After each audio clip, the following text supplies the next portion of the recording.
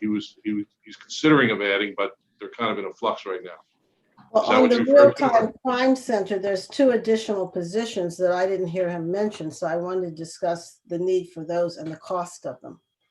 That's addressing question 7, part of consulting. Chairman, That's also part of question 7. Okay, I'll wait. Thank you.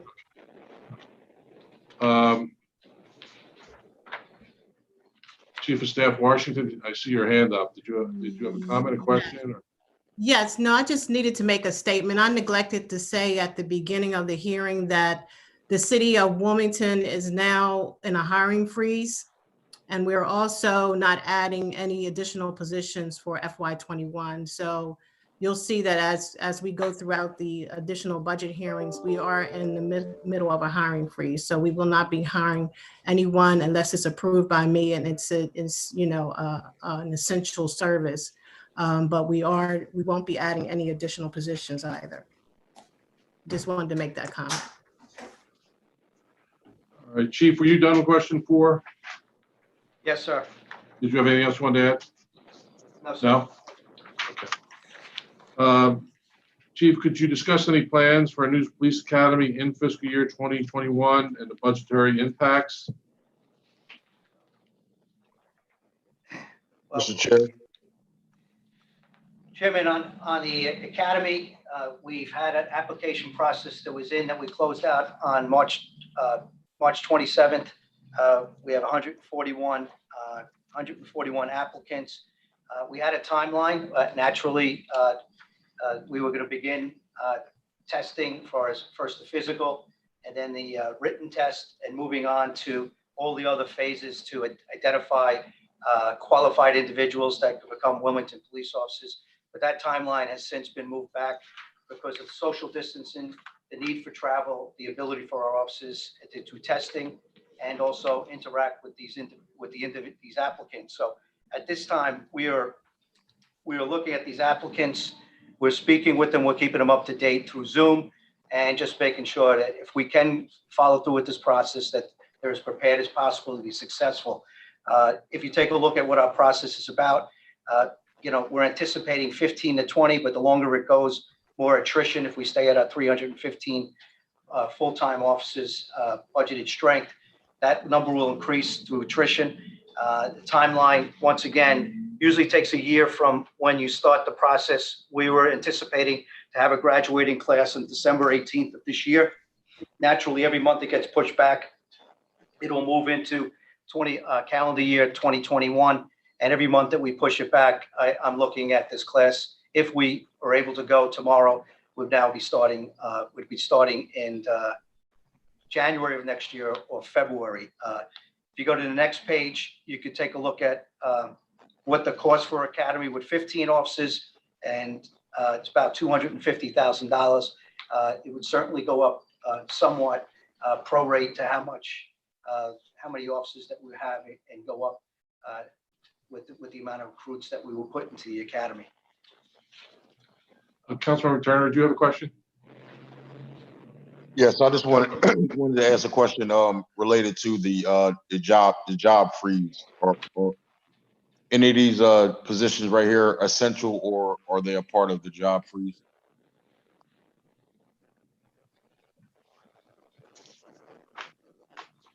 You're referring to The last question that we had when we were talking about positions. the emergency call taker and the community resource officers?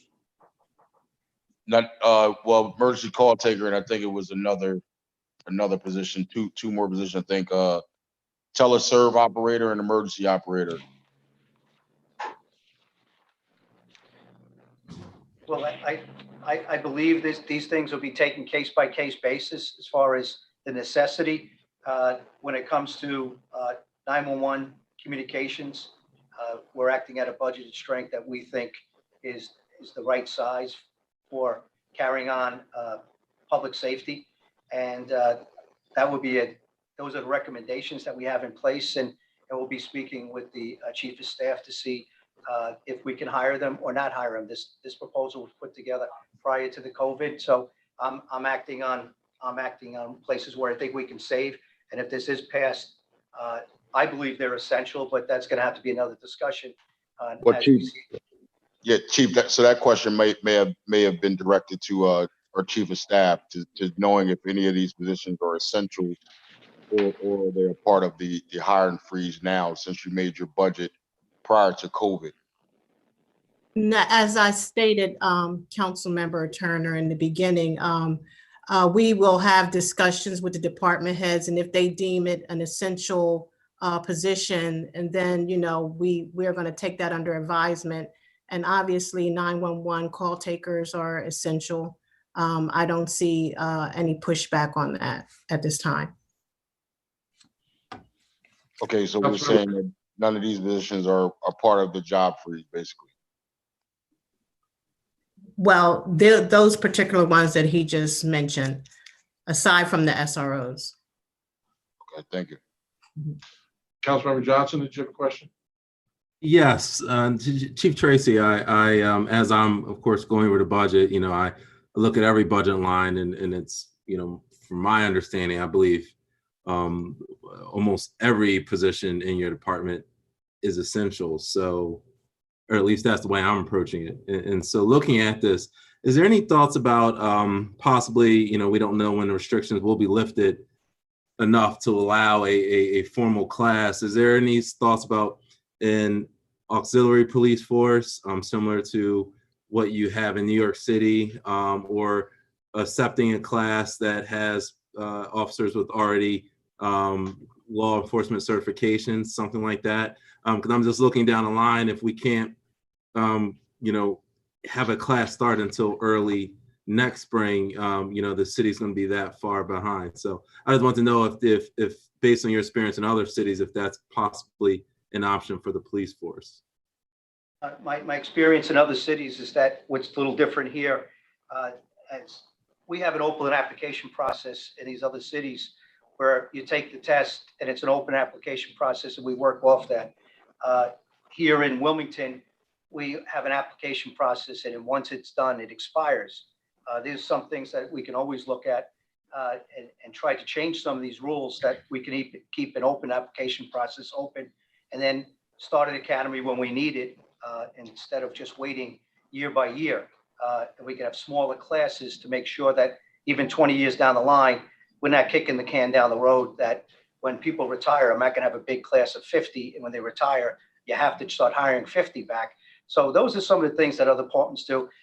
Yes, the NYPD has an auxiliary police force. That takes time, training, and they would have to go through somewhat of the same type of academy that we have in place.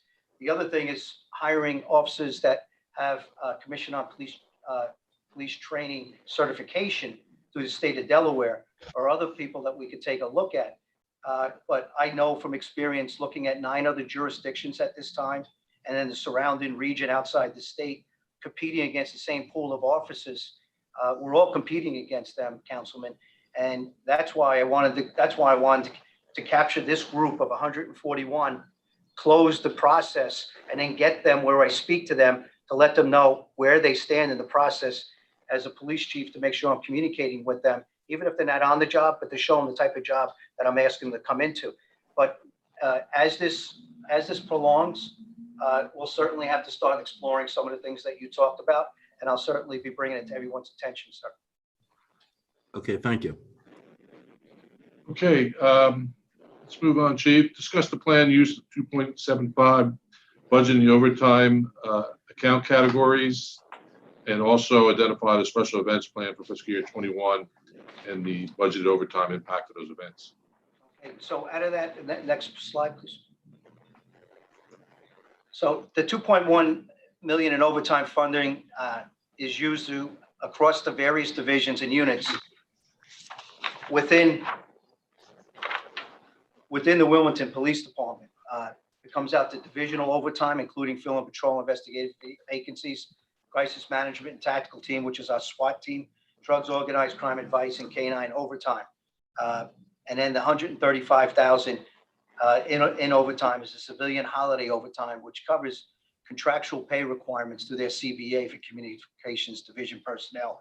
And then these are the costs that it's very difficult to we can manage it as best as possible, but there's unanticipated, but we anticipate how many arrests we make. But overtime use for officers are required to appear in court when outside regularly scheduled shifts, if it's mandated by the Attorney General's office. So that's exactly where we're going. And then when we go into the city-sponsored events, if you go to the next page, these are the listed city-sponsored events. Wilmington Grand Prix, Clifford Brown, 4th of July, Ladybug Festival, Riverfront Blues Festival, Labor Day, Hispanic, St. Patrick's, Memorial Day, and Special Olympics run Over the Edge. These are the key projected city-sponsored events, and there's some are sizable and significant events in the city.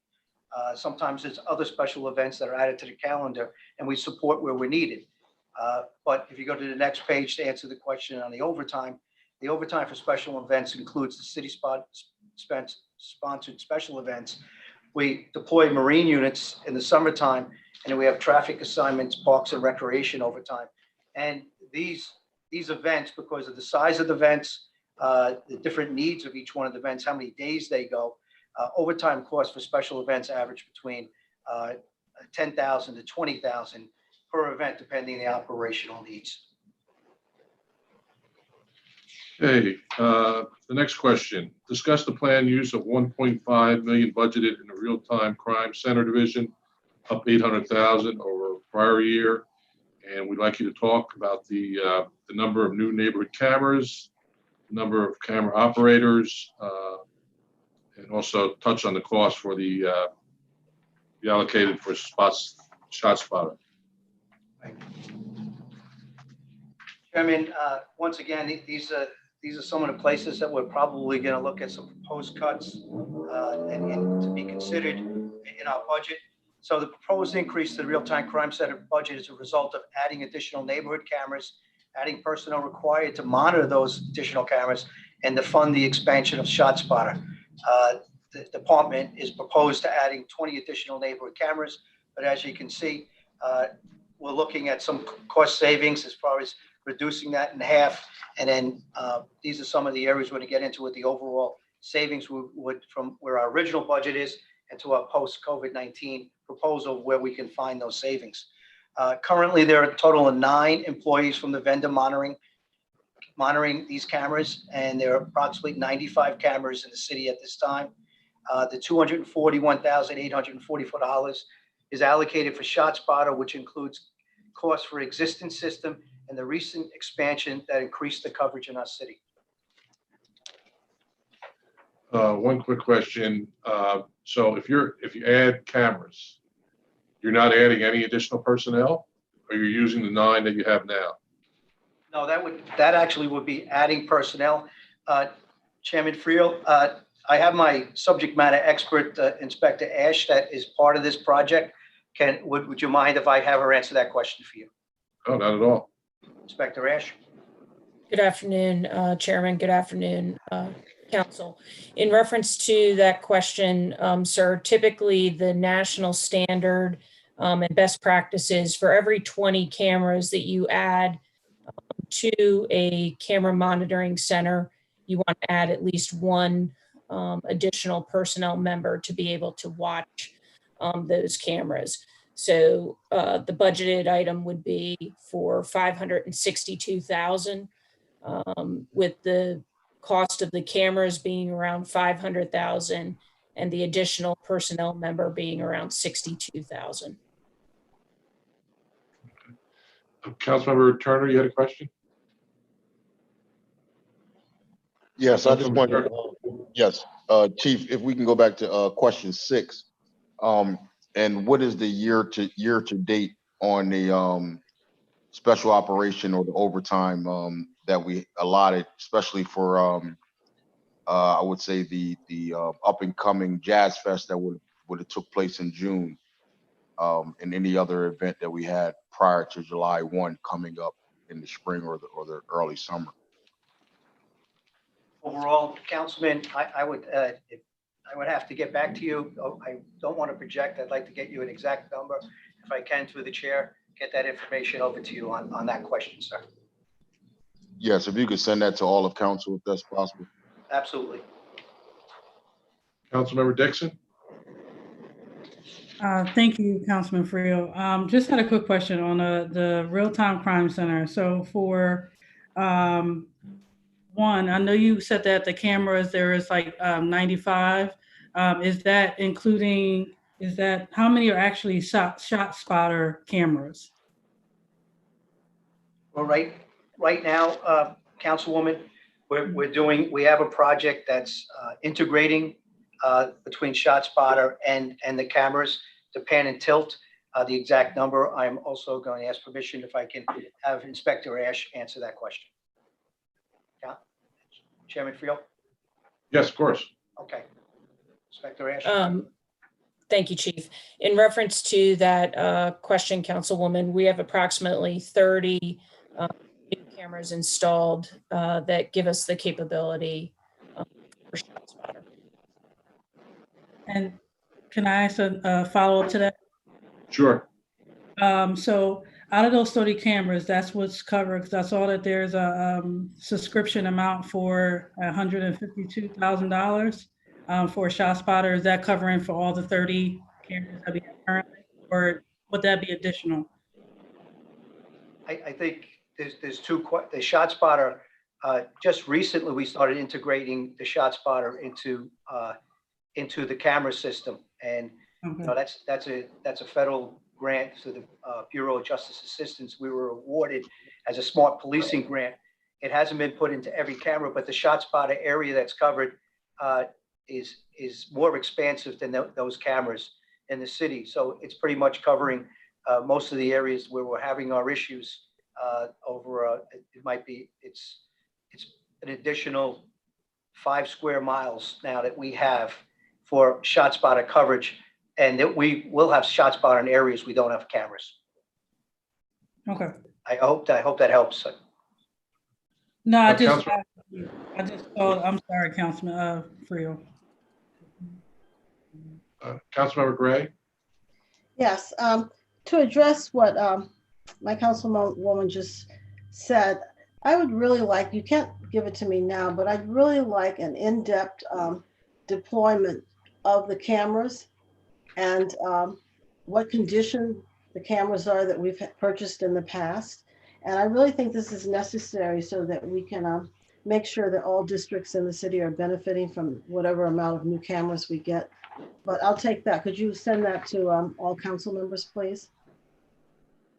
Absolutely. I want to make sure I understand. You want the location of the cameras and a kind of an analysis of the condition of each camera.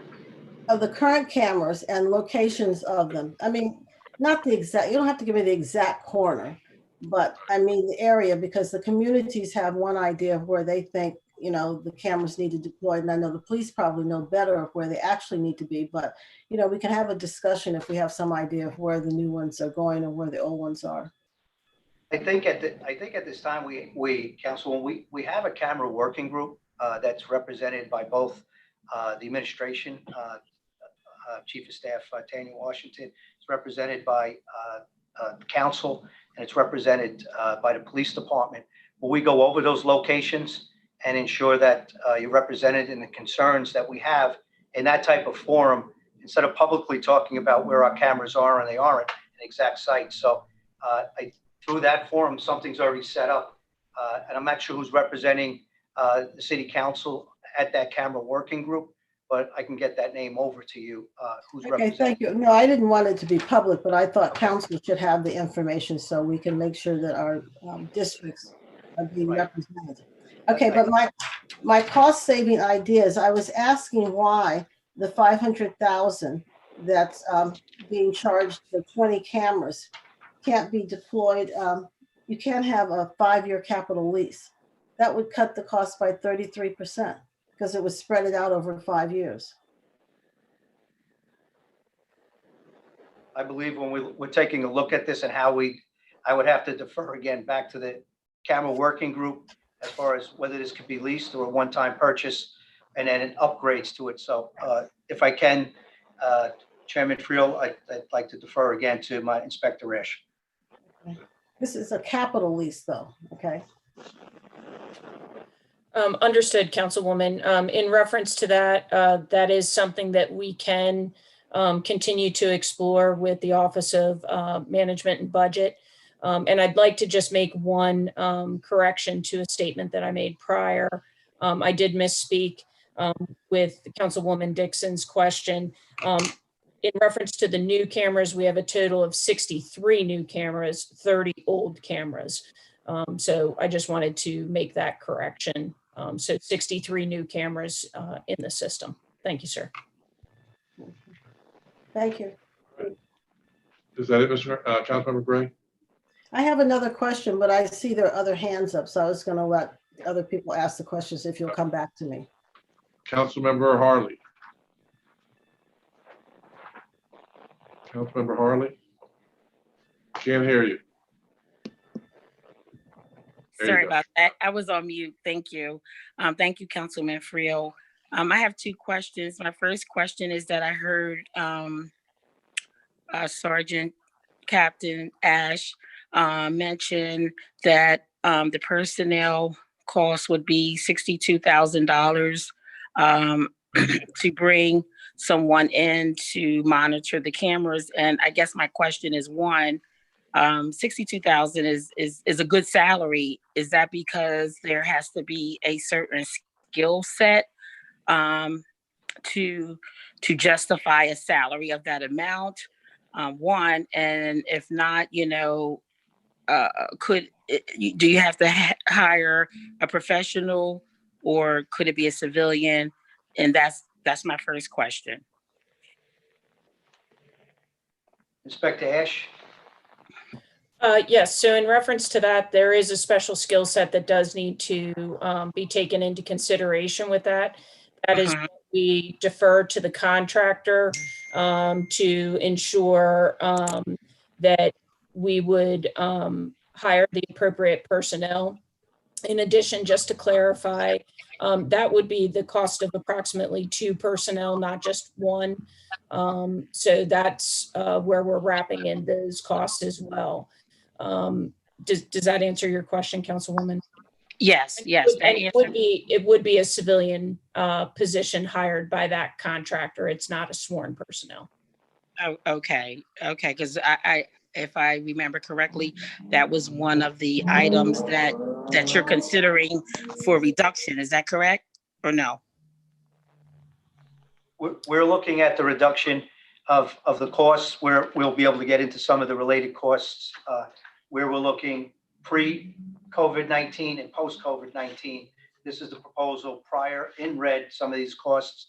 And yes, it is a place that we're proposing to make some costs to help keep the city running, anticipating some of the things that we're going to be going through as a city. So we've been asked to take a look at some of the things. Can we push off to forthcoming years, as far as can we get that in the future? And this is one of the areas that we made a proposal to cutting this in half, and therefore we're not increasing when there's a certain increase in employees for 10 cameras versus 20. And then we want to make sure that the cost of $62,000, as the inspector said, does not have to be a uniformed personnel. We have civilians that are watching our cameras, and it's an outside contractor, which saves us a lot of costs from benefits and a lot of other things, and making sure that we get the best personnel from them, and they do the hiring and actually termination. Okay, thanks. That's my first question. And then secondly, Chief, would it be okay if the council members could submit a list of suggested areas to you in terms of the surveillance cameras? And I too appreciate this being included in this budget. As my council member have already mentioned, that this definitely has been a hot topic in the community. So I'm happy to know that this is included in the budget. And again, would it be okay if we could just submit to you maybe 2 or 3 areas that we would like to be considered? Absolutely, Council. And then we'll definitely take those suggestions and overlay it on some of the areas that we believe they should be, and hopefully that they're matching. And also we can have a discussion with the camera working group. But definitely that can be done. All right, thank you. That's Thank all I have, Councilman Freel. Thank you. Councilmember Johnson? Yes, Chief, and I wanted to reiterate Councilwoman Harley's sentiments. I appreciate you taking a deep dive into this, as I know the Real-Time Crime Center has evolved over the years, even since I was dealing with the first version of it years ago. So is there a thought of possibly amending the NC4 agreements and the ShotSpotter agreements to actually just completely have it ShotSpotter personnel deal with monitoring the cameras? Is that a possibility? The ones that are monitoring the ShotSpotter, there's no one really monitoring the ShotSpotter. That's through part of the licensing agreement that we have, and it's based out of outside the state. That immediately, when these receptors, when they triangulate a location, they go into an outside capturing area that deciphers the sounds to make sure they're as accurate as possible to pinpoint it within, almost 5 meters to where the shots came from. That actually comes right back to our 911 center, who dispatches to our officers. But we also have an app that every police officer, including myself, we get it in real time when the shots are fired, and it's actually fed right to us immediately. So no one's really monitoring the shots fired as opposed to the cameras. Totally different job. So having the camera monitors, they're not monitoring the shots fired. They might, the cameras will pan and tilt when we get to that point. And also the people that are in the video monitoring room, they will actually make sure that they're switching to the cameras at a 95 cameras to make sure that they're in that area, and they're prioritizing them up on the screen to make sure that we can feed real-time information to our officers. So there is no one monitoring ShotSpotter. Everybody's monitoring ShotSpotter, and it's part of our licensing agreement that this consultant is capturing this and sending us the information back. Inspector Ash, did I capture that okay? Yes, you did, sir. The only thing that I would add, Councilman Johnson, is that the feature that ShotSpotter offers, because to the chief's point, this is software based. This is not where they offer personnel to assist in monitoring. That is why we have to hire an outside contractor to actually monitor the cameras, because to the chief's point, the ShotSpotter is software based and not human based. And just a follow-up question. Since we are looking at a big investment in the camera system, will the hardware be able to be configured for facial recognition software?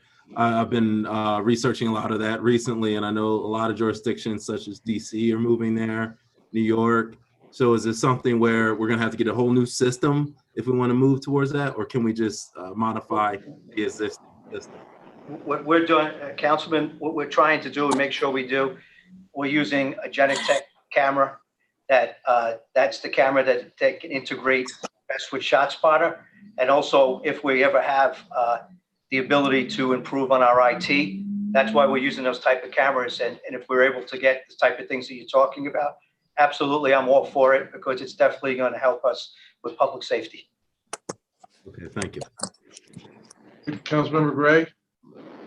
Yes, I have a question about, we're still in the Real-Time Crime Center.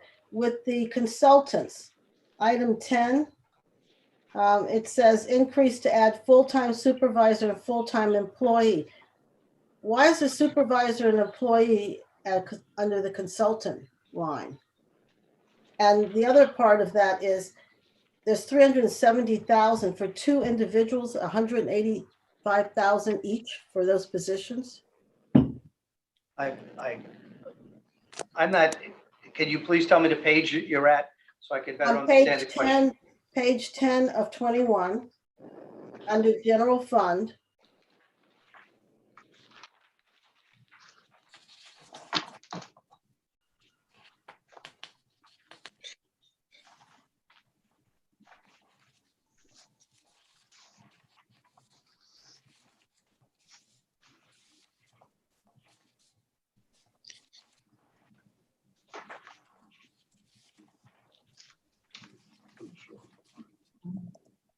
It's on Police and Real-Time Crime Center, the general fund for that. I apologize. I've been working off the slides. That's why when I was asking the pages, you're on page 10 off the overall budget. Yes, whatever they said to us online, this is page 10 of 21.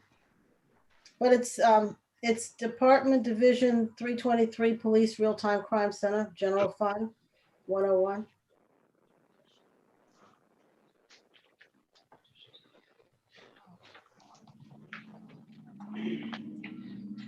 This was Same page that the cameras are on. So Inspector Ash, this is the thing that we're actually looking to cut, because this was to be a supervisor. If you take a look at, we have nine full-time employees, consultants that are monitoring the cameras. If you really take a look at 9, with the additional cameras, even 9 wouldn't be able to cover in industry standards 24/7. And then when we were trying to increase with the cameras to make sure that we can have best practices and try to make sure we have as much coverage as possible.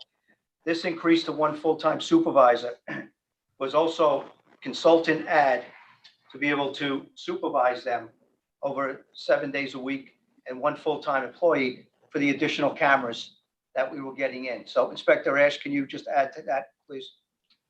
Yes. So Councilwoman, what this is making reference to is with the expansion of the ShotSpotter, we would be adding, with the expansion of the cameras, we would be asking for 1 additional person for those 20 cameras. Aside from the 20 cameras, we were asking that 1 supervisor and 1 additional full-time employee for that amount that you were making reference to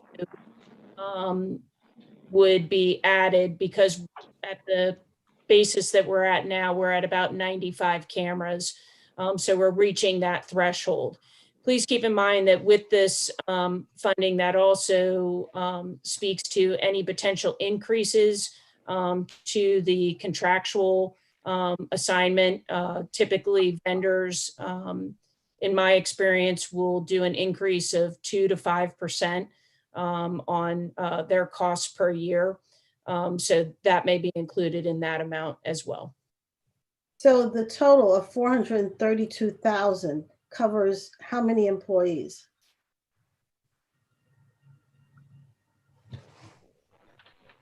Chief, I don't know if Nellie can speak to the exact number.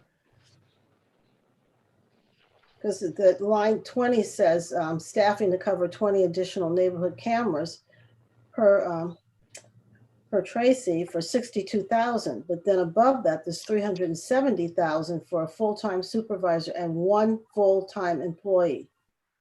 So that's, and I believe that's the total cost for the contract, if we were to add that 1 supervisor and the 1 additional employee, plus the 9 that are already existing. But Chief, I'll let you speak to that if I'm not accurate.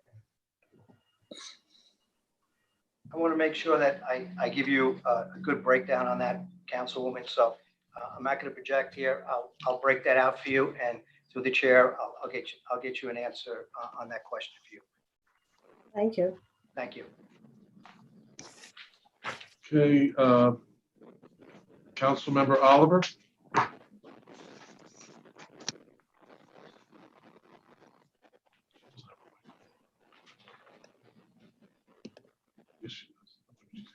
Councilmember Oliver. Y'all, come on, these are souls. Councilmember Oliver. Get her information. What's her name? Where she live? Find out.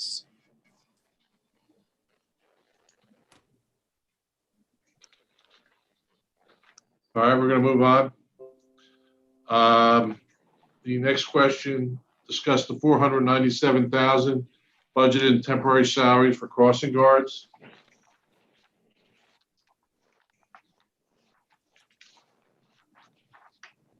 Chairman Freel, what question? We're question 8 now. Okay. Question number 8, 497,000 budgeted for crossing guards. $497,000 is budget for the crossing guards based on the cost from the prior year. The 45 crossing guards that we have as employees, they're averaging, it's over 10 grand, but it's actually closer to 11 grand with the cost of hiring these individuals and salaries. So it would come up to about 497,000. I want to make sure we're within budget. Discuss the planned use of $402,000 budgeted between uniforms and ammunition, up $128,000. Can you talk about whether you're going to get any new tasers? Yes, sir. If we go to the next page, it starts to break out our uniform-related equipment. And then here's the breakdown. And then when you look at the 151,000 in taser equipment accessories, it's issued to majority of the police officers, 80K for a 5-year contract service. We're in year four or five, and 71,000 for 30 new tasers for the police academy. To try to get to that point, we also were able to decrease our ammunition line for the range and 3 cycles practicing de-escalation and firearms control from $150,000 to $100,000 a year. So obviously, if you don't move forward with the class this time, there wouldn't be a need right now for the 71,000. No, there wouldn't, sir. Provide an update on all authorized and received grant funds for fiscal year 19 and 20. Specify available funds, if approved, for the body camera grant, specified time frame. Next page, please. So, Chairman, these grants can supplement the operational budget. As you go through the line, you can see as we list them, starting with the Fund to Combat Violent Crime. That's a grant that we have to use each year, and it's automatically an amount is given to us. We just got to apply for it.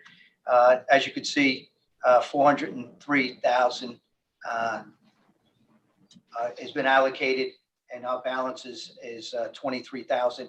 Then you look at the ED, which is the Emergency Illegal Drug Enforcement money. You see 19 and 20. These are both 3-year budgeted grants. As you can see, one's already been extinguished. Well, actually, one is, and one still has 17,000 in it. Then you have the advanced training initiatives from 19 and 20. These are 3-year grants. This is through the state aid, the local law enforcement, which are SALIs, and you can see the amount given and amount expended. You drop down to SLEEF. The SLEEF funds are Special Law Enforcement Assistance Funds, and these are all things that we compete against all the 49 other police municipalities in the state, and then they really go by the size and your need. And so I'm glad we're getting our fair share, which we weren't getting in years past.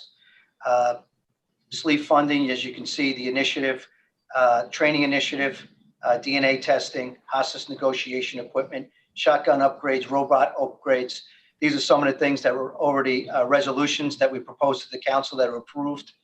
And then as you go down, you got some federal grants.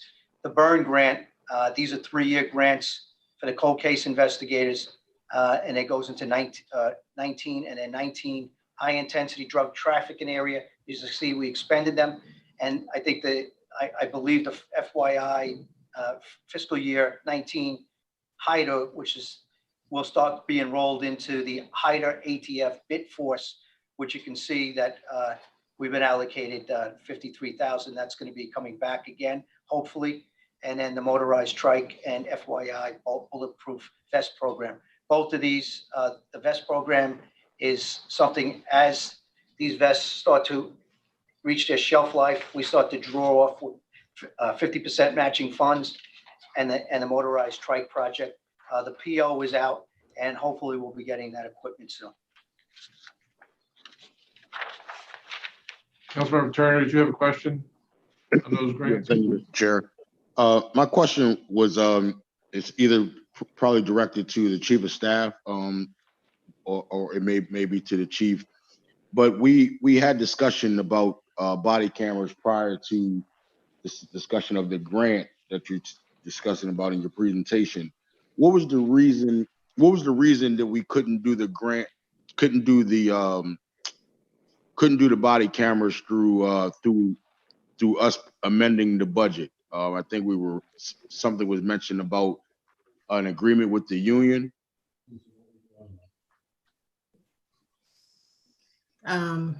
You want me to take, I can take part of that. Councilmember Turner, part of it had to do with the actual cost of it.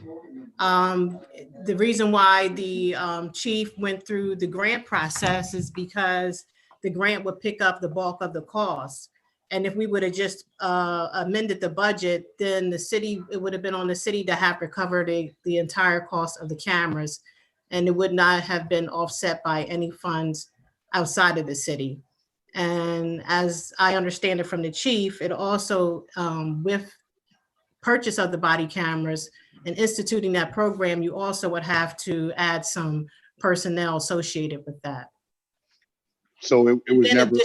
And also, you're right, there is, we have to go through, we have to have a conversation with the union on the actual policies and rules behind the body cam. So I'll let the chief speak to that. So before the chief speaks to that, so are we saying that it wasn't an issue with the union that we could have went on and put in the budget and we could have assumed all the costs without it being a conflict of the union? No, we haven't settled that issue with the union. Chief of Staff, hold on one second, Chief of Staff. Because we were under the impression that we couldn't do it because it was new equipment that needed to be negotiated. Now, I might have heard that wrong, or maybe my colleagues can weigh in on that to see if they heard the same thing. No, but I'm just curious is that same issue or that's off the table now? No, it's still an issue. And I believe you're referring to the letter that the union president sent to city council. So it's still an issue. Okay, so is the issue resolved even if we file for this grant? Is that issue resolved and we get awarded this grant? Not that I'm aware of, but I'll let the chief speak to that. Councilman Turner? Yeah. As far as the letter coming in, we're in the middle of contract negotiations and beginning that. And then also when that letter came in, anything that we negotiate with them, the head person is Director Charlotte Barnes, who is actually heading that and is leading the charge as far as negotiating with these cameras. And it's coming down, these body worn cameras, it's coming down just stipulations of discipline of when they're used, when they're not used, and what type of discipline or education process will be in place. And I know that's also something that was starting to be discussed or potentially. And then, of course, with this COVID-19 and extraordinary situation that we're in, a lot of things have been pushed back. But it's something that we're going to continue to do, take a look at, see if we can get a resolution to that. With that being said, I think some of the concerns with the body worn camera, which you've had me publicly talk about, I'm all for them. All the offices want them. I think it's one of the things that just came down to a cost. Our first plan of action last year was to apply for the grant in early spring last year. There was some technical narrative that we did not properly put in there. And that goes to me as a person that's reading the grant, and it's my responsibility. And they knocked us out of that. It's a highly competitive grant that everybody in the nation is looking for. And we didn't get it. And the problem is if we move, we're applying again this year. May 4th is the deadline to get it in. We've already got it written. We're not going to make that technical mistake again. We've rectified that. And part of getting these cameras in is that if we had said we could move forward this year in this budget, they would have saw the ability for the city to pay. And therefore, we would have been ineligible for this grant. So they'll match up to 50% of the technical costs and equipment costs on a body worn camera program, but they're not going to afford the costs of the personnel of the the one sergeant and the 3 officers that we're going to admit in this program. That's part of the best practices of a lot of things that are behind the scenes costs if you're going to run this body worn camera properly. There's things that come in as FOIA requests, defense attorney requests, prosecutor requests. There is going to be so much behind this as far as making sure we manage and store this properly, and we get it out to the people that are going to need it once we're wearing that. So I'm sorry, Councilman, go ahead. No, Chief, did we get the application in, the grant application in the last time, or we didn't get it in? No, we absolutely got it in.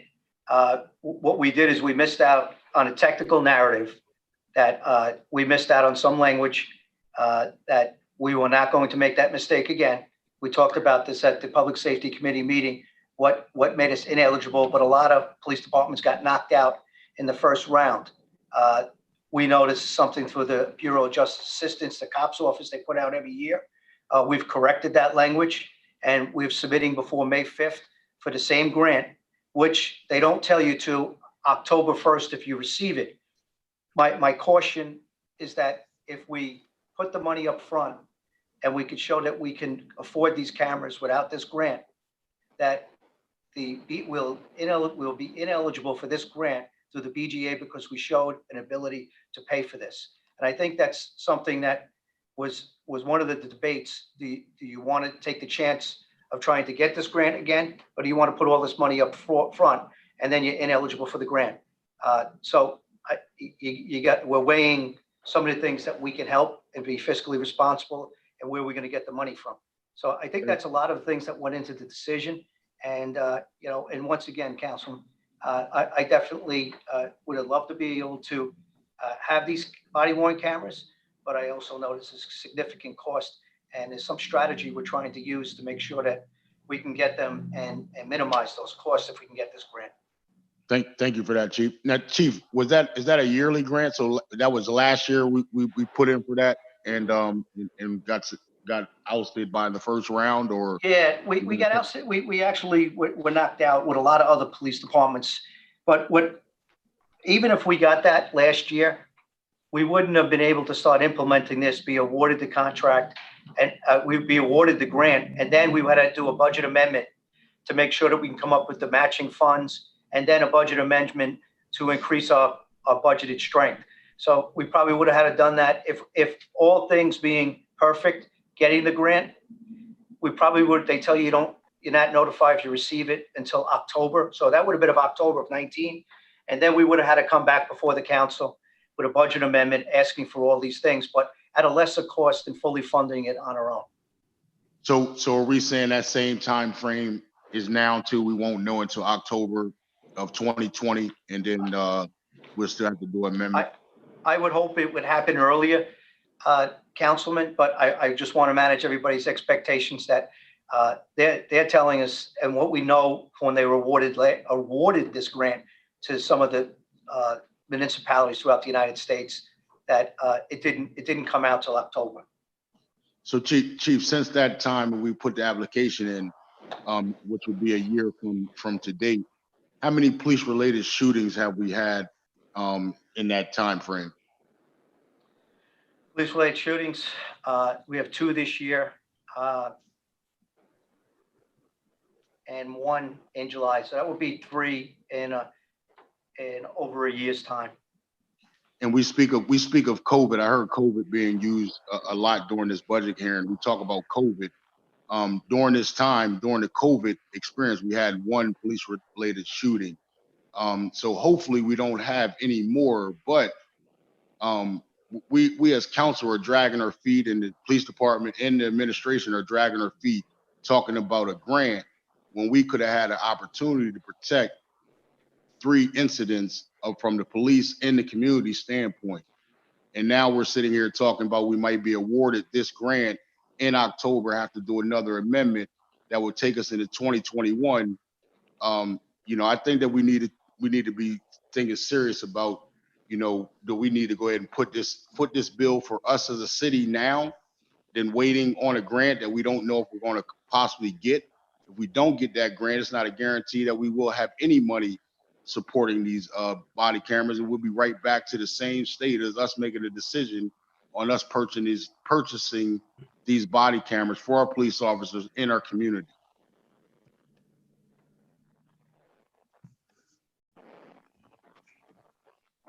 Councilman, I'm not sure if that was just a statement or. Yeah, it sounded like a statement to me.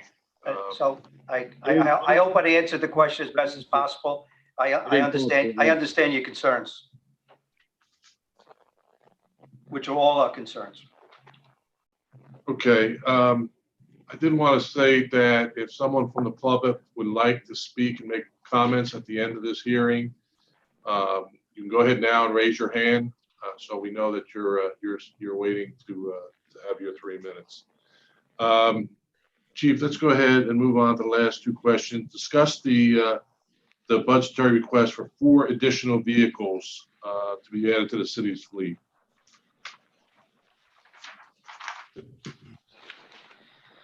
Chairman, we were requesting these additional vehicles that actually expand out, I think, over a 5-year course, but what these 2 vehicles, 4 vehicles requested.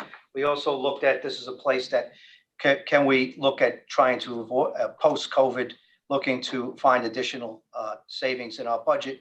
This was basically, we were asking for 4 additional vehicles for our criminal investigation division. We currently have 26 detectives when there's 12 vehicles assigned, but different shifts that they're using them. Sometimes 3 or 4 detectives are sharing a vehicle. And under this methodology that I was able to bring in as far as the type of policing and intelligence-led policing, I have detectives going out more and more scenes than ever before. Both for, I call them failed shootings when nobody's hit on shots fired. I have them going out on all these things because that's just going to be another retaliatory shooting. So I want our detectives investigating each one of these cases as if somebody had been shot, because there might be retaliation. And we're getting great success in lowering the amount of shooting incidents and also apprehending offenders who are actually, we're capturing shooting at these incidents before anybody's shot, so they can't get a chance to retaliate or do a shooting again. And then doing the canvases in the neighborhood to show, hey, we do care, and we're actually using the detectives more in an operational manner. So we requested 4 vehicles. We requested more, but after the chief of staff said maybe 4 you can have, maybe we'll try to put that in the budget. Came back again the other day and we said this is probably a savings that we can come down. If they have to write 3 or 4 deep, we'll get by. But I was looking for, just for, if there's several different scenes happening, which has happened to us even as recently, I can get my detectives there in a timely manner, because time is essence when it comes to any investigation. And the first minutes, first hours are critical. So we'll continue to try to improve on that, but we were only asking for 2 vehicles. Now, we're asking for 2 now, proposing from 4. And can you discuss any requests you have for technology equipment? Yes, Chairman, we requested 14 additional Surface Pro tablets for detectives, the Criminal Investigation Division, and the investigators with the Office of Professional Standards. Once again, this goes through the whole methodology. I don't want people to have to come back and forth from scenes, from interviews. If they can get more done out in the field, there's more of an omnipresence, more time saved, more things that are critical to investigations.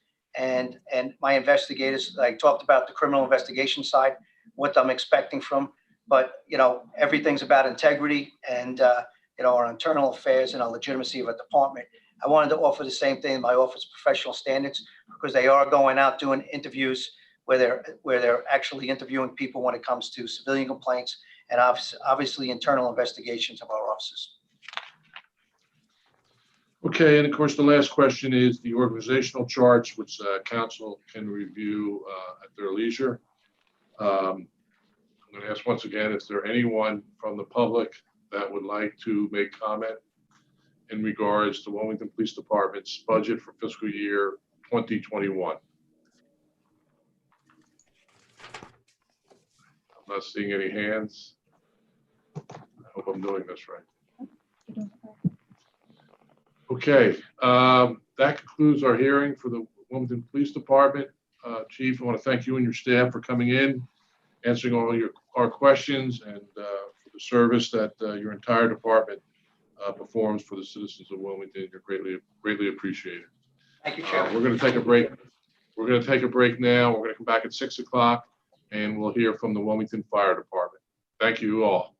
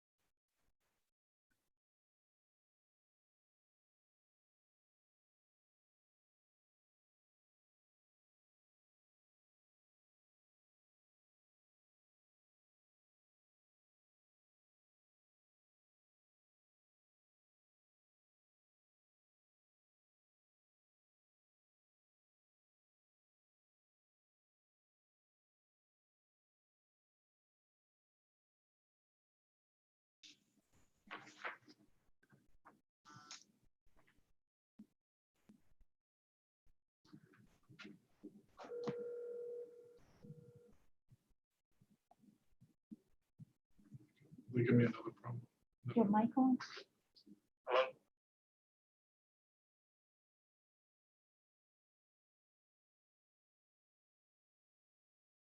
Your mic, okay.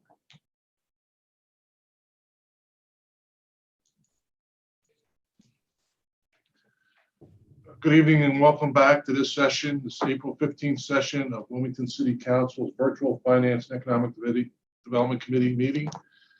We just heard from the Wilmington Police Department for their fiscal year 21 budget. And next we're going to hear from the Wilmington Fire Department. First, I'd like to acknowledge council members that are joining us.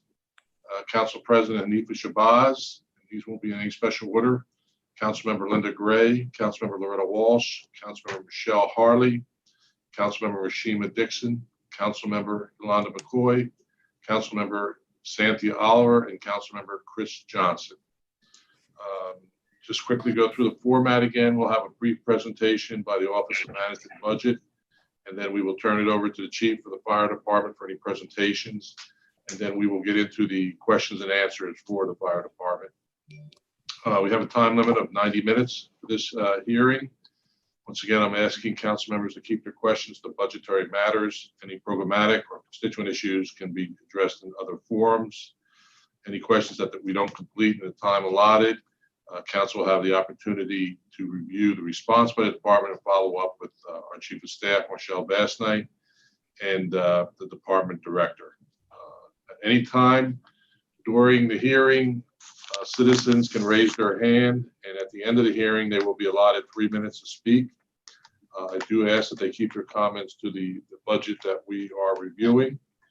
I believe we're also joined by the Chief of Staff for the Mayor's Office, Tanny Washington.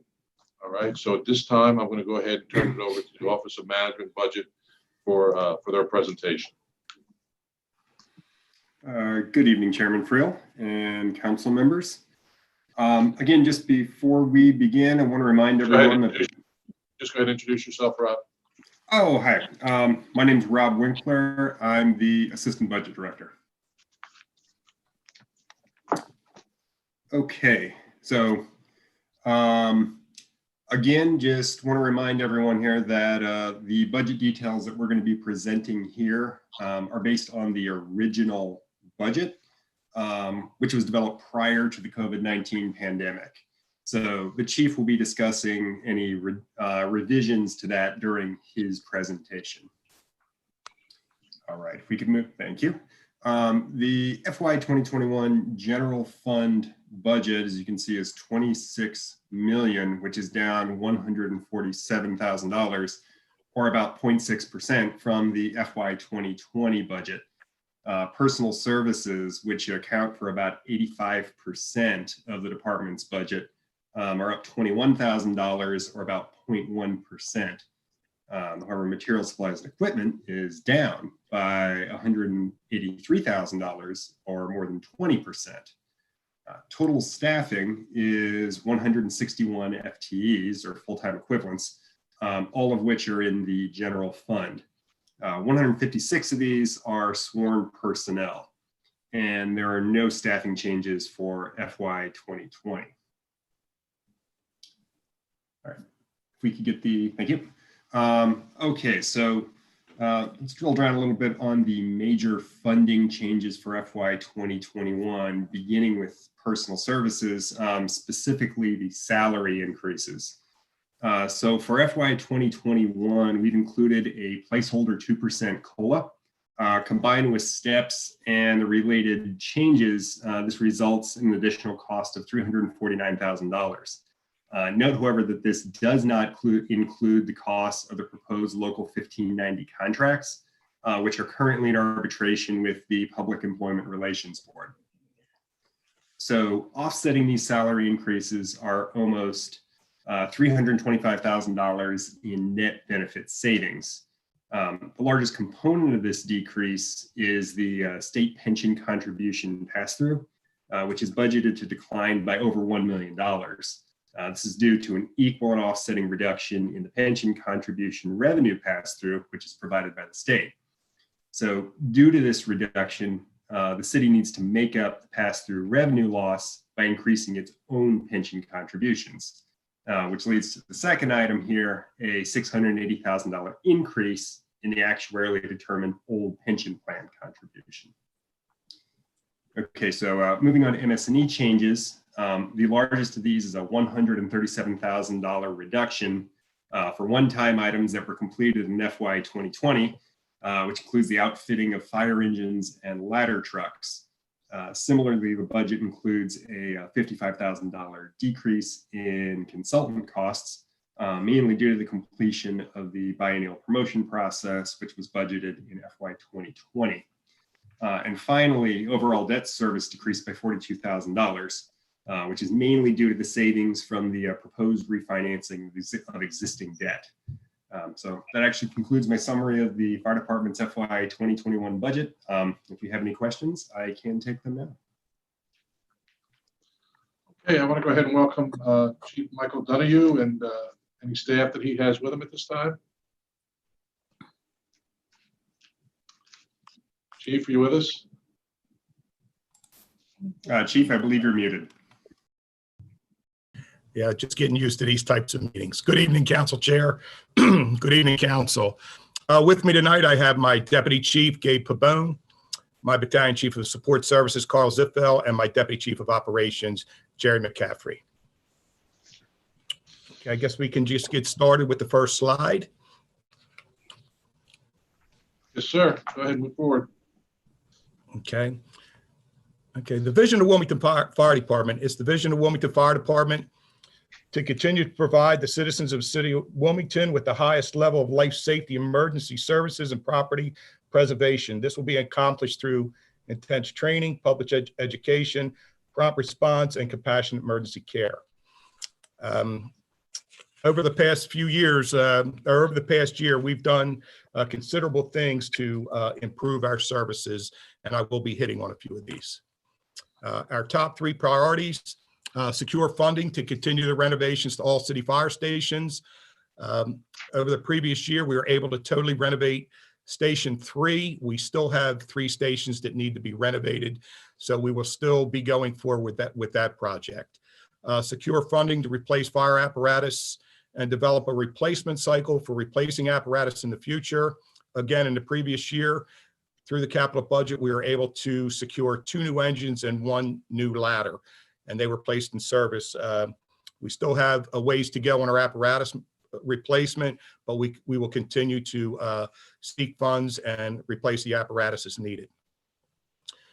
Continue to nationally certify our fire department officers and firefighters in various areas of the fire service. This past year, we instituted a fire officer development program, and basically our firefighters, after they came out of the academy, they were certified, but we never really did anything for the officers. So my staff and I decided how we would pursue this, and we are now pursuing national certifications for all officers and all our upcoming officers. We also completed NIMS 300, and we will look to complete NIMS 400 this year. And we will be doing a Wilmington Fire Department Command School. As you're aware, we don't have a fire school, but we have computer simulations. We reached out to the Philadelphia Fire Department, and we will do virtual firefighting to further train our officers in small to large scale fires. Our performance measures, okay, quality assurance of all fire reports and inspection for accuracy, content completion, submission in a timely manner. My administrative assistant makes sure she stays on top of this and makes sure all these are done in a timely fashion. As I mentioned, our officer development program, 94% of our officer corps completed Fire Officer 1, and 89% of our officer corps completed Fire Officer 2. These are both the national certifications, and we will continue with Fire Officer 3 and Fire Officer 4 this year. However, COVID has put us a little behind the scale, as I'm sure you're aware. For all our firefighters, we do proficiency training to make sure they're competent at all their skills. We will continue with that program in the fashion that we done last year as soon as we can. Cardiokinetics, we have the cardiokinetics program. We had a 92% participation rate this year, which is outstanding. We look to have a fit fire department. We also have gyms in every station, which helps them keep a certain level of fitness. One of our goals is to contain any fire to the room of origin. And we do that 90% of the time. We're looking to be 100%. And we do that through aggressive fire tactics and good response times. Also, what is helping us is our smoke detector program. We've installed over 2,000 smoke detectors in the last year, and that helps us detect fires earlier and get to the scene much faster. Risk reduction for the citizens of Wilmington by continuing the various public education programs, the fire drills, installation of free smoke detectors and carbon monoxide detectors, and our building inspection and pre-plan programs. Okay. Okay. All right, Chief, could you go ahead and discuss the budgetary account lines that could be impacted as a result of the pandemic? Yes, I can. Where it would impact us the most, could we go? Okay, I'll just, slide changed. It would be our MS&E line, which would be wearing apparel, safety account line, overtime, and cleaning supplies. As you're aware, with the COVID, we have gone through quite a bit of PPE, and we will continue gloves, masks, gowns, etc. Overtime, today we were hit with our first COVID potential exposure, so I have 5 guys that will be quarantined till further notice, till we are advised of the test. So that will cause overtime to go up. And cleaning supplies, we're cleaning the stations twice a day, and then some, and we're also cleaning the apparatus after every response. So our budget lines in these areas will go up.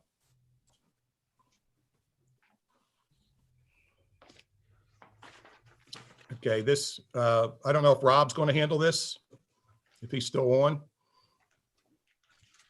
Yeah, he's still on. Rob Winkler? Yeah, so I actually believe we also have these marked out in most places in the subsequent slides as well.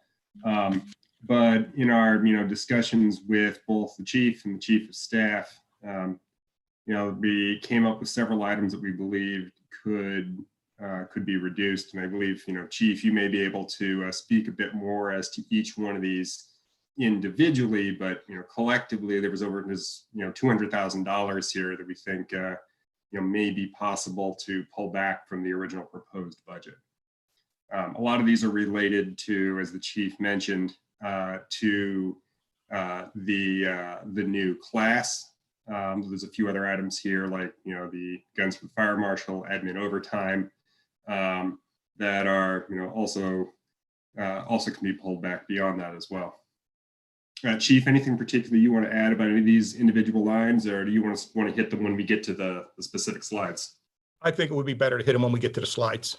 Yeah, it works for me.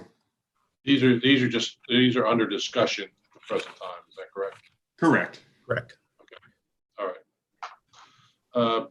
Chief, discuss the planned use of $201,000 budget wearing apparel and safety account line, and talk a little bit about the replacement of worn out uniforms. Okay. As you can see, the replacement worn out uniforms, that's for the rank and file. Their uniforms wear out, and of course we have to replace them. We lost our manufacturer, so we've seen a substantial increase. So we switch vendors, but we have to have the uniforms. Recruit class uniforms, this is one of the items that can be reduced. We're looking to take everything for the potential of having a recruit class, and we would use grant and aid money to purchase the uniforms.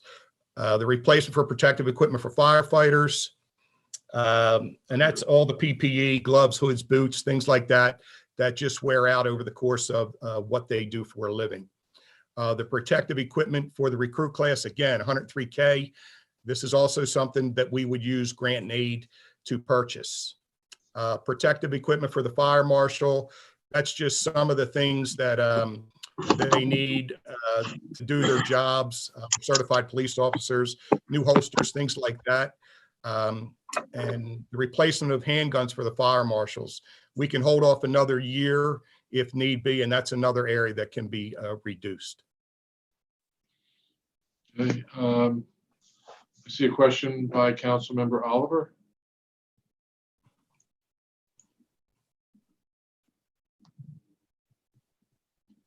Councilmember Oliver, can you hear me?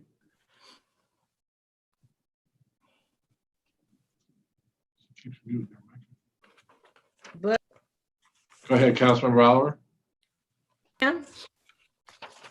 what is going on? Can you hear me now? I can hear you. Go ahead. Oh, okay. No, I was wondering what happened that we moved the uniforms from the US to China. I mean, what caused the fire department to stop getting the uniforms from the United States, and they went to China? I'm going to have Chief Zippo address that question. He's our support services chief. Good evening. The uniforms had to be moved. Our manufacturer was in the United States. It moved to China. And the result of it moving to China ended up in a 3 to 4 month lag time for ordering uniforms, which would be totally unacceptable to us. So we asked manufacturers and switched actually to a manufacturer located in the United States. Okay, thank you. I also want to acknowledge that we've been joined by Councilmember Vash Turner and Councilmember Trippy Congo. Okay. Discuss the department's authorized strength, specify fiscal year proposed authorized strength, fiscal year 20 actual strength, specify any plans for a fire academy in fiscal year 21. Okay, as you can see, our authorized strength is 156 uniformed firefighters. Our actual strength as of today is 141 due to, as I stated earlier, 5 COVID exposures, 2 COVID-related pre-existing conditions, 3 vacancies, 3 long-term injuries, and 1 long-term sick. So that's what puts me down to 147. We are planning to have a fire academy. Presently, I'm officially only down 3 people. The trigger for the class would be 8, but we are planning on it. We're projecting some retirements. However, with COVID, there's been some uncertainty with some people, wives losing jobs and things like that. So I don't have a firm number. Projecting the class, if we hired 8, we would hire, or if we hired 10, we would hire 5 over for attrition. And as I talked about before, the uniforms, the protective gear could be reduced through grant and aid money, the training, 45K, and the hiring process, an additional 4K. And that's what the class would cost. Okay. Discuss the planned use of 1.2 million budgeted for overtime. Specify if any stations or engines, I think you've already talked about this, have been impacted by COVID-19. Okay, I will touch on it again. The overtime is for all of our overtime. Fire suppression, based on vacation, sick, parental leave, COVID, whatever it may be, and also for our administrative staff when an academy is in session, and for the fire marshal's office who do various inspections and investigate fires after hours. The plan if a station or engine is impacted by COVID. We do have a plan.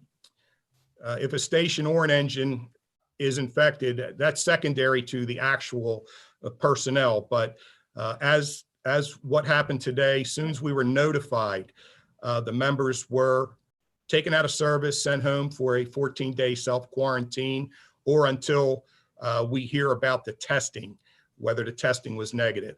The station and all apparatus and equipment was sanitized immediately with a Steramist machine, which sprays a hydrogen peroxide solution, and that was performed by our partners at St. Francis Hospital. We do have a CFO plan, a special support emergency fire operations plan.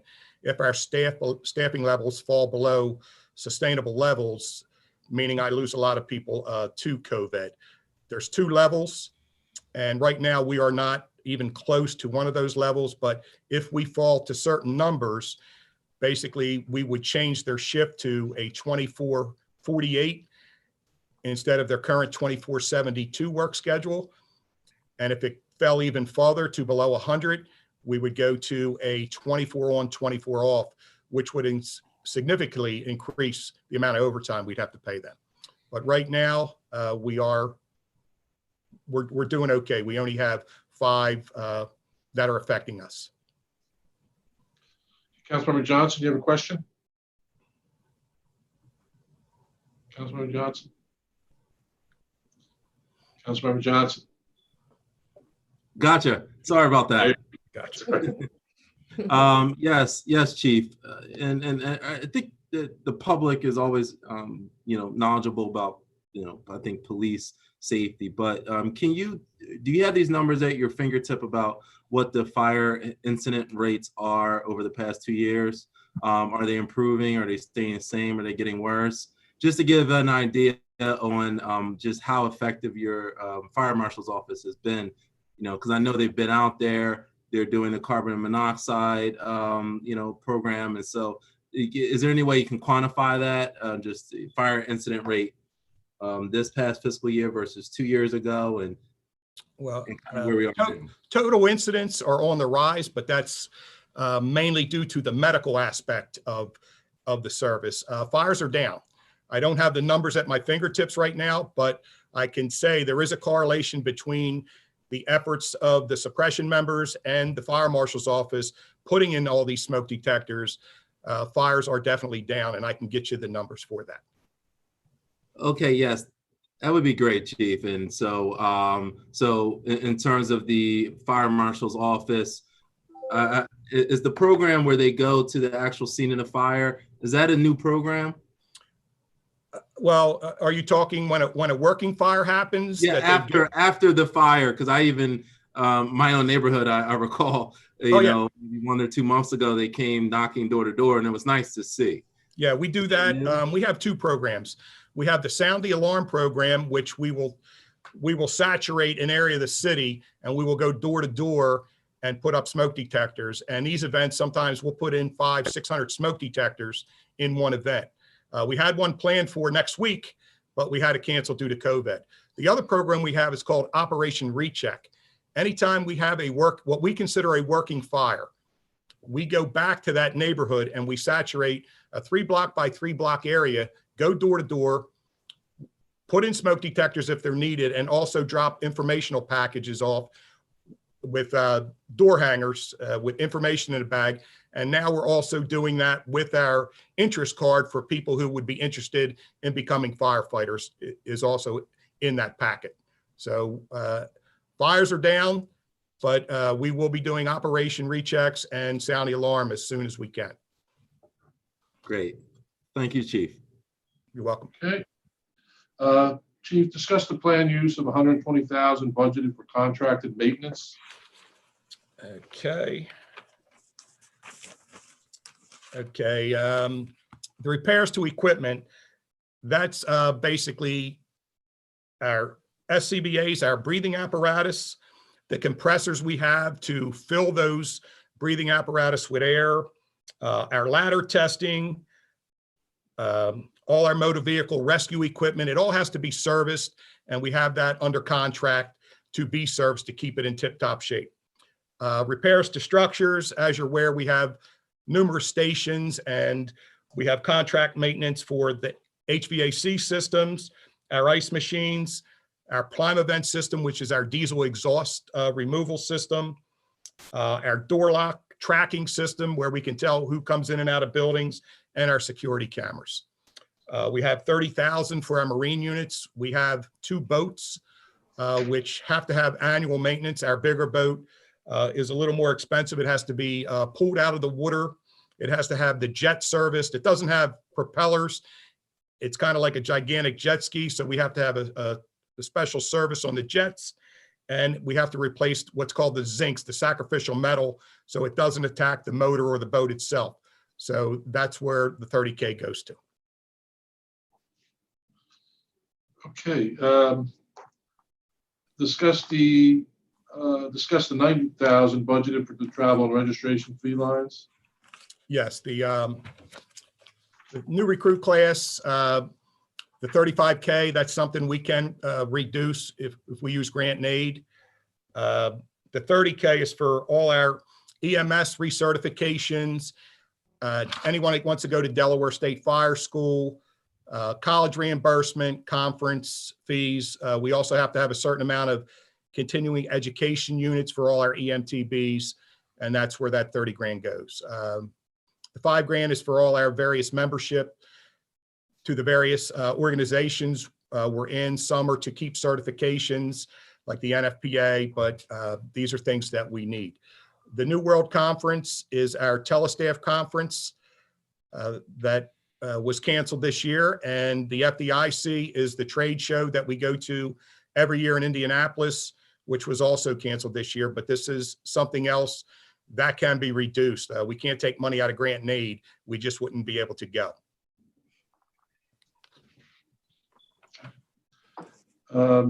Discuss the planned use of 50,000 budgeted for budget and consultant account line.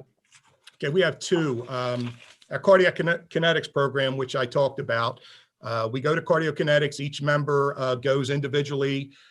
He has to go through a series of exercises, and he gets a physical, kind of like it's almost like a stress test when you're on a treadmill, but he can get a physical workout prescription from cardiokinetics to help him keep himself in shape. So we do that, and we've been doing that for years. Target Solutions is something new for us. It's used to manage many of our online education programs for fire training. It houses our departmental calendar.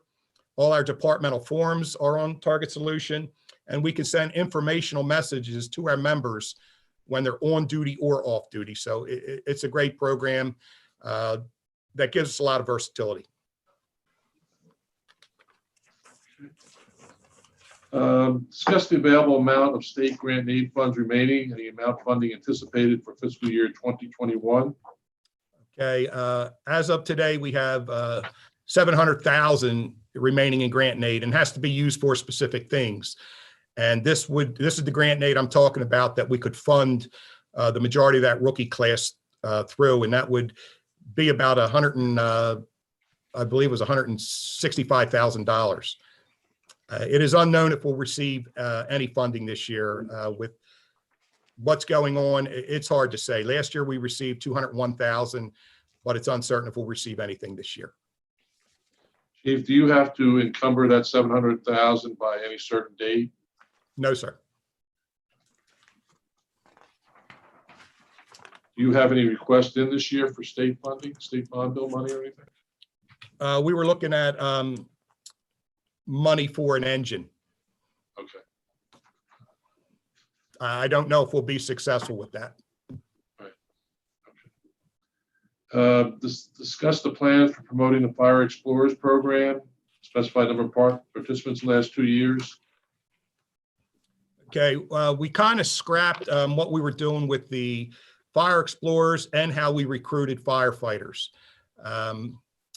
We weren't getting the numbers that we were happy with. So this year in October, we came up with a recruitment team, and it's a diverse team of firefighters, officers to attract city residents to join the Explorer program, and also to attract city residents to join the Explorer program and the ranks of the Wilmington Fire Department.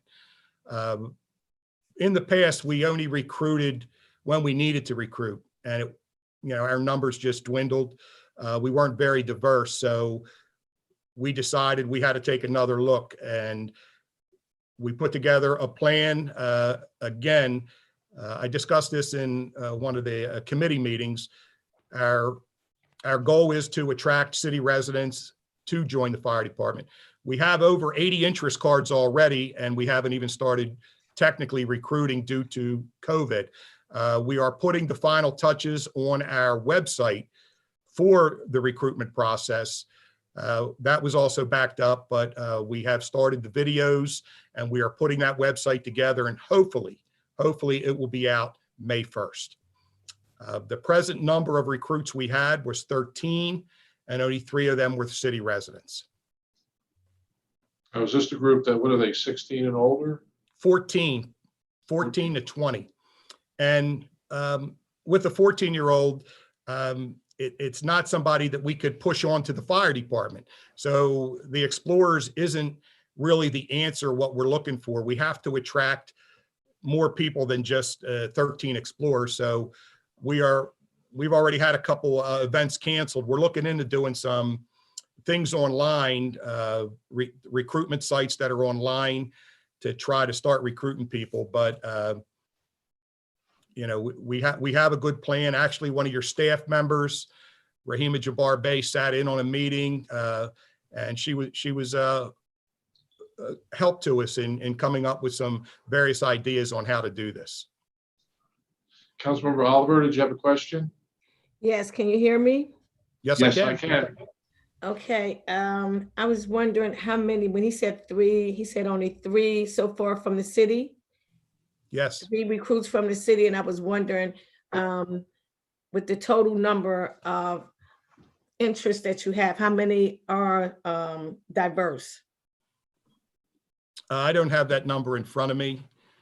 It's probably about 50% from what I recall. I was wondering, did you reach out? I spoke to Earl and Ashley, Earl Cooper and Ashley in the mayor's office, and they said they were interested in assisting since they work with the HBCU organizations and go out to the various high schools. Have you been able, or anyone on the Explorers team been able to reach out to them since they are automatically already impacted with X amount of youth that they work with? Well, one of our first places we were going was Howard High School, which was late last month, and that was canceled due to the COVID. But we have a plan to talk to schools. People are actually going to go out to these schools and recruit. We're also going to use websites and various social media ways to recruit people. Okay, Mr. Chair, just a follow-up. Yeah, Sure. I had stopped, yes, thank you. I had stopped down Howard School, and they told me you have reached out to them last month. I was just a little disappointed that you didn't stop in a little sooner, since we discussed this last year on the budget, that y'all would be doing some recruiting. We knew this was coming. I found it a little disappointing that y'all just stopped in Howard, which is a close, close proximity school, that you would follow up just last month. I found that a little disturbing.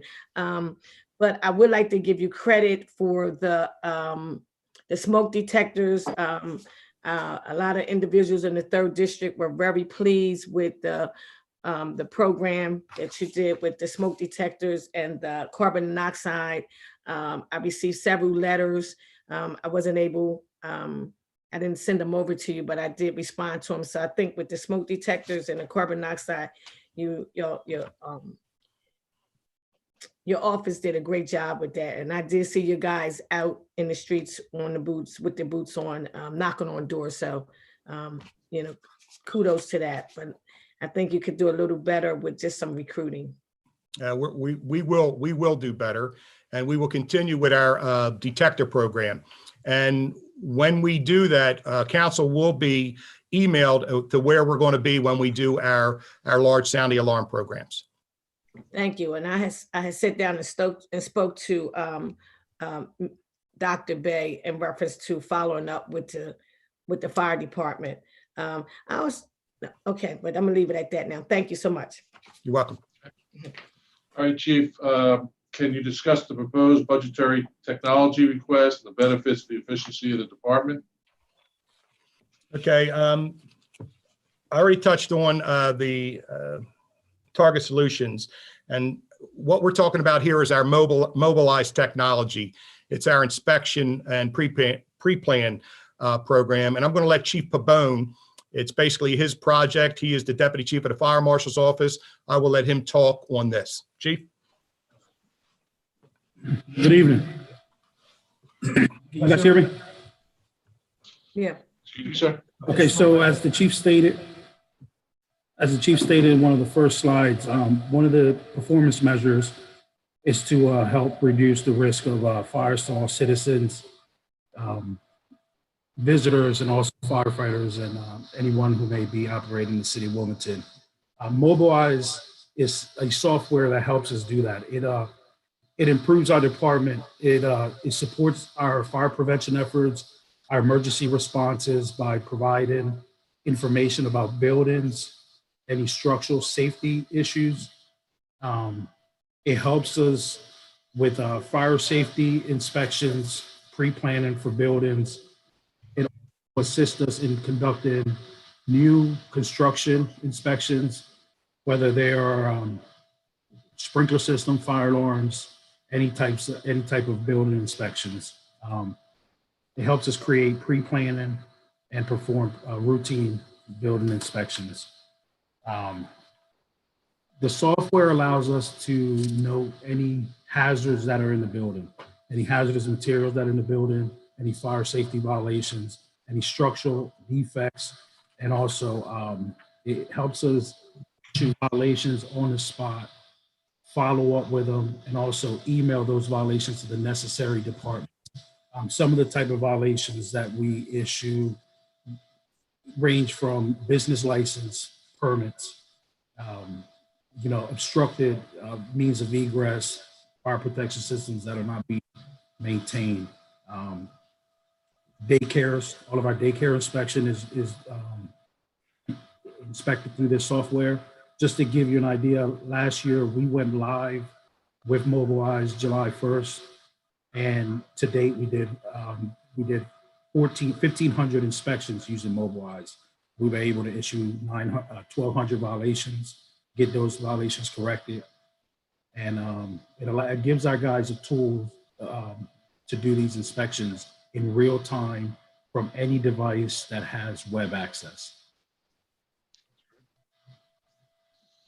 Okay, that concludes the questions that we submitted. Councilmember Oliver, do you have a follow-up? Yes, thank you, Mr. Chair. Just a follow-up, I was wondering why a lot of business owners I spoke to in the past say they prefer to go to Newcastle County because the city fire department is just too hard on them. When I'm downstairs and people are trying to get their business license, and I hear it all the time. Is there a reason that a lot of people prefer to go to businesses prefer to go to Newcastle County because they stated that the fire department is just too basically nitpicking with businesses, and a lot of them have transferred down to Newark or Newcastle? Chief, you want to handle that? Yeah, I don't know why they would. I don't know why they would feel that way. I think we have this. We have the same exact system that Newcastle County. Actually, we're a little bit easier because license and inspect. First of all, we don't issue business license. We work with license and inspection. The fire marshal's office do. We do the inspections and stuff for the life safety. So businesses in the city of Wilmington have to be open based on required codes, which are Newcastle County codes, state codes, and national codes. So the same codes that they have to follow in the state, they have to follow in the city. So I'm not sure why they prefer to go to the state in the county than in the city, because they have to abide by the same code. So, the code is in black and white. The code is the same code. We don't have any different, any harsher restrictions in the county. So, if you do have those issues, I just, please ask that you have them reach out to me, and I will try to assist them, because we're in no way in the business to not allow businesses or detain or delay businesses from open. I am a business that wants to operate in the city has an open door policy with me, and I will help them and walk them through the process and able to get that business open in the city. Okay, thank you. Just as a follow-up, which you just said with you, it's not with you, it's with the department. And I was just following up. I'm just a voice for the people. I have heard it on several occasions for many years that the fire department, I know you don't give out business license. I'm speaking on behalf of inspections and people trying to open businesses. And I'm just a voice for the people. So Okay. I'm just letting you know for FYI that people, business folks now, I mean, it's, you know, these are business folks who say they prefer to go to Newcastle, they prefer to go to Dover or Newark, because City of Wilmington's fire department is known for holding businesses up. So I just wanted to put it out there. I mean, you know, I'm sure you're doing a good job, but I just want to let you know. Okay. That's all. Thank you. Councilmember Johnson? Yes, thank you very much, Chairman. I think this question could be probably answered by Deputy Chief. Just to follow up on the Fire Marshal's office. I know we have talked, Deputy Chief, about this same issue. Is there another addition to mobile eyes that will actually allow us to have real-time access to where the current sprinkler permits are and whether they're compliant or not? Because I know that's been an issue we've discussed in the past. And is there something, not saying it's going to be this budget cycle, but next budget cycle, you know, is there something that will allow us to have that real-time access? Therefore, maybe freeing up your staff to actually focus on the real fire problems that we have in the city. So, yeah, so there is something in the works. As you're aware, we've spoke about, there is something in the works to be able to require that all of the fire protection systems, sprinkler, fire alarms, fire suppression systems, all of those systems are registered with the city. Currently, right now, we try to keep them manually. Mobile Eyes is a tool that allows us to, once we obtain those systems, we're able to attach those systems to a specific place, and then also manage those systems to be inspected on an annual basis or 6-month basis based on the requirement of the code. There is something in the works. I am working on a draft in reference to getting fire protection systems mandated to be registered with the city of Wilmington. Okay, great. Thank you, Deputy Chief. Councilmember Congo? Councilmember Congo, still with us? Yes.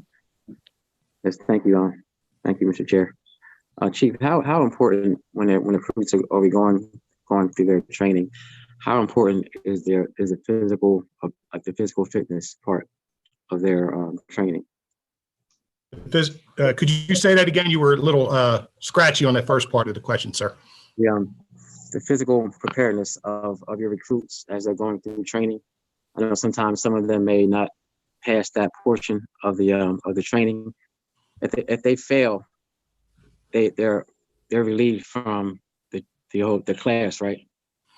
No, with the physical fitness, unless they are totally dragging the class behind, they will be allowed to graduate, and then they have a year to meet the standard. They have a year test after they get out of the academy, where that gives it that much more time to give them the chance to get in good, to meet the standard, to pass. So we don't dismiss them right away, no. Okay. If they don't meet that standard after a year, what happens? Then they're dismissed from the department. Okay. How come it seems like there's continuing education classes and different conferences that you all need to go to? How come there's not a like a continuing physical preparedness requirement with the fire department? You mean for the guys that are already on the job? Yes, because they have to be physically prepared to to become a firefighter, and it seems like that part of their training is kind of left behind. Although they still have to have continuing education, CEUs, whatever is necessary to maintain their fire status, but except for the physical fitness part. I hear you, sir, and that is something that would be contractual. If we had a physical fitness program that they had to maintain a certain level. That would be something that would have to be negotiated. However, there is physical fitness equipment in every station. Every station has the same amount of stuff. They get time to work out, but we do not have a standard for the guys that are already on the job. And that's something that would have to be negotiated. Okay, just a follow up, Mr. Chair. Yes, sir. Do firefighters have to annually get like continuing education credits? Or that's just For the fire portion, no. For the medical portion, yes. But okay. We have instituted the officer development program, which it's pretty intense, where these are national certifications and you go to school for quite a bit of time. There's homework, there's a lot of things. So that is improving our officer corps and our future officer corps. Okay, and all firefighters have to do that annually? Once you get the certification, you don't have to recertify or anything like that now. But this is an Okay. ongoing program. As guys come on the job, they'll go through the same training regimen. And we Okay. also do hands-on training also to make sure that they're proficient with their job, which is all the hands-on training is the physical part of the job. Yes. Okay, and just another follow-up, Mr. Chair. Yes, sir. I heard you mention earlier about continuing education classes or CEUs. Who does that pertain to within the fire department? That pertains to our fire marshals, and it also pertains to, I would say, about 90% of the department for their medical training. We have to have CEUs, continuing education, and recertifications for your EMT because it's a national certification. So we must do that, or you lose your certification. Okay, but that's not contractual. No, but I can't remember what class it was, but you have to keep your EMT status as part of your employment. So you have to go through that research cycle. How I come believe that it goes back to 2001. Okay, how come that part is, but not the physical ability part? Again, that would have to be negotiated. I guess that's my question. How come that doesn't have to be negotiated, but the physical fitness part does? Well, It's something. the EMT portion is through a national organization, and that is their requirements that we have to take continuing education and recertify every 2 years. Okay. That is mandated by the pro board. So has there been any discussion around, let's modifying the contract so that physical preparedness is a part of the contract? It's been talked about. It's been talked about over the years, but it's never been agreed upon. Okay, can you give us an update why? Is this a proper plan for that? It just hasn't been agreed to. Okay, we can probably talk about that later at a committee meeting. All right, thank you. You're welcome. All right, Councilmember Oliver. Thank you, Mr. Chair. This is my last question. Has the test part of the application been reviewed? That was one of my main questions. I'm glad you brought that up, Councilman Congo. I know the testing was questionable. The fire department was put out. Have y'all had a chance to review the test that y'all are giving to the explorers or whoever are trying to participate to become a firefighter? Have y'all reviewed that test? Because in the past, I spoke to Job in the past and various other firefighters who currently work for the department and who have retired, that the testing was extraneous and it was for someone who was becoming a chemist. And I don't know, because I've never seen the test, but I'm just wondering, have y'all had a chance to review it? Because I mentioned this on the last budget. Okay, first of all, we do not administer or write the test. We have a vendor that is, they design tests for police and fire. And we are looking at various vendors for the upcoming test. Yes. May I follow up, Mr. Chair? So my question is, have you reviewed the test from the last budget hearing when we discussed this before? As I stated, because I looked at the numbers of the diversity and the participation of individuals who were accepted in the fire department. have y'all reviewed that test? Because I heard it was only 2 out of 13 or whatever that number was, 2 minorities. I think 1 Hispanic and 2 Blacks or something of that nature. But I spoke to 2 of the parents, and both of the parents said that sons had problems with the math on that test. And I was just wondering, have y'all had a chance to review it? Not who the vendor is, I'm just asking you a question. Have you even thought of collaborating a team to review it, or however that goes? Again, the test was a general aptitude test. Of course, I didn't take the test, but it's designed for entry level. And No way. what I think is hard, or what isn't hard may be hard. And that's why we are looking at it. And that's part of our recruitment team. And that's why we're looking at different vendors. We're also reaching out to other departments like Philly and Camden to see what they're doing. Thank you. You're welcome. Councilmember Harley? Yes, thank you, Councilman Freel. So I was just listening to that conversation, and I would just like to offer a little bit of feedback as it relates to the composition of the test. One way that you can get some feedback is to put a survey out to the fire, the firemen that are currently working. A survey just gives you feedback. It doesn't mean that you're going to change anything. It doesn't mean that, positive or negative, but it can definitely offer you information that you wouldn't typically. Hello, are we still there? Okay, sorry about that.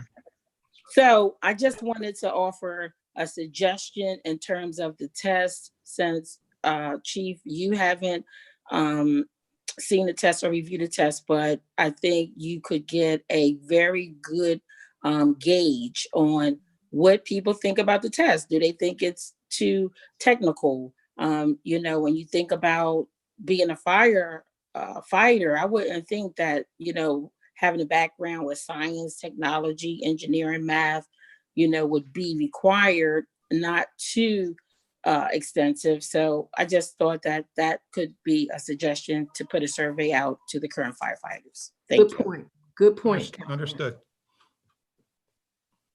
Okay. Once again, I'll ask the public if they, let me see, I think we have something.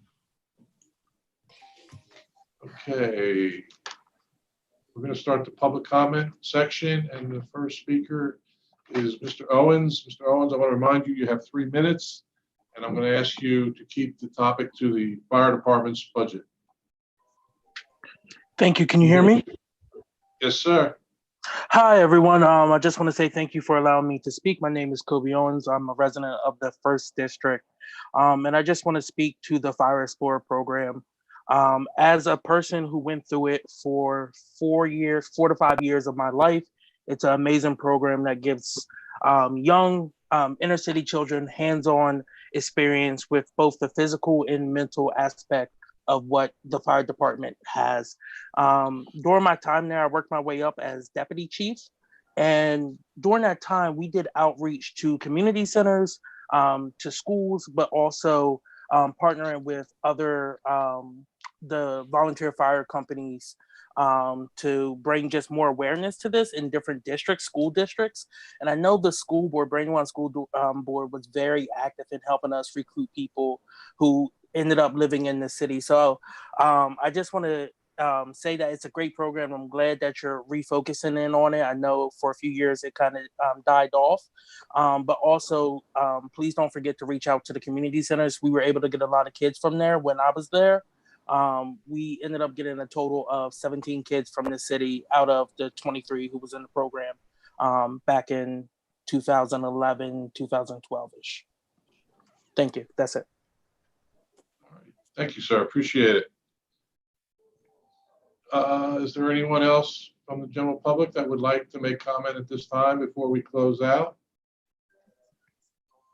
I'm not seeing any. All right, Ms. Harley, I'll take one more question from you before we close out.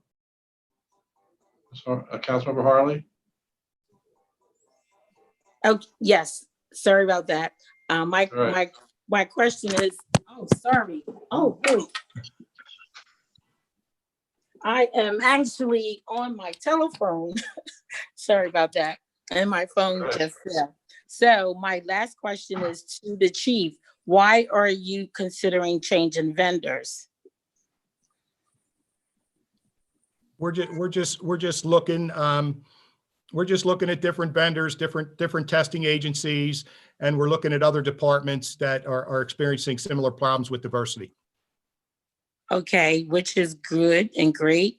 So I think this discussion that we're having in terms of, timing, if you think that it would add value to get the survey out, so while you're looking for different vendors, you may want to incorporate some of your suggestions in terms of the feedback that you get and the findings that you get from the survey. That's all I wanted to say. Thank you. Thank you very much. You're welcome. Appreciate it. Okay, Chief, we appreciate you and your staff coming in today and answering all our questions. And I just personally want to thank you and the entire fire department for the service you provide to the city of Wilmington. It's top notch, and I don't think anybody can argue with that. Thank you, Mr. Chair, and thank you, Council. At this time, we have a very busy 10 days coming up. Starting Monday, April 20th, we are going to hear from the License and Inspection Department and the Real Estate and Housing Department. On Wednesday, April 22nd, we will hear from the Mayor's Office of Economic Development and Parks and Recreation Department. On Thursday, April 23rd, we will hear from the Audit Office, the Human Resources Department, and the Law Department. And then on Monday, April 27th, we will have revenue projections, and then we'll hear from the Finance Department and the Office of Information Technology. Then on Wednesday, April 29th, we have the Planning Department and the Public Works Department. So we have a busy 10 days coming up. All those hearings will start at 4 o'clock. I want to thank council for their participation today. I'm sorry for the late start we had, and we'll try to get that corrected before the next one. But this concludes this hearing of the virtual Finance and Economic Development Committee meeting for Wednesday, April 15th. Thank you. Thank you. Good job, Bert. Thank you. Thank you.